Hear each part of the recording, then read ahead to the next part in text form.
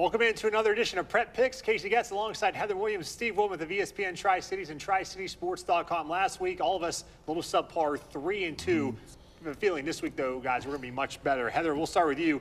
In Southwest Virginia, intriguing matchup, Virginia High at Marion. I still don't really know who either one of these teams is, but I think I'm going to give the advantage to Virginia High just because of their defense. I'm going to go with Marion.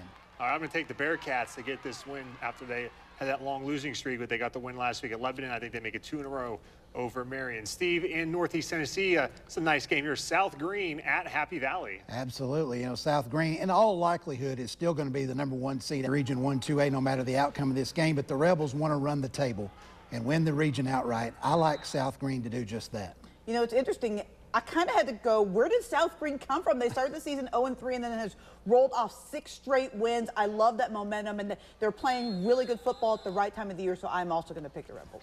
I'm going to take Happy Valley to get this win at home. Warriors get it done. All right, Heather, big game, Northeast Tennessee. The game of the week, Johnson County, Unicoi County, both 8-1, playing for first place. I love both these teams. I like what they do, but I kind of just feel like Unicoi County, it's their time. They're feeling it. I've been out there practice a couple weeks ago, and I just feel like they're going to find a way to get it done this week. And Johnson County has only allowed 28 points in their last 5 games. Unicoi County over 40 in each of their last 5 contests and 7 on the year. I like the speed and the home field for the Blue Devils. I'm going to take the road team, Johnson County. I think the Longhorns' defense, you mentioned last week at Cloudland, only allowed 1 touchdown. I think their defense and the ball control offense will keep Unicoi County in check. I'll take Johnson County. Steve, 2 teams that are 8-0 meeting in Southwest Virginia. Only 2 teams left undefeated. Patrick Henry at Chilhowie. Yeah, these 2 teams are going to score. It's just a matter of which defense can get a couple of stops.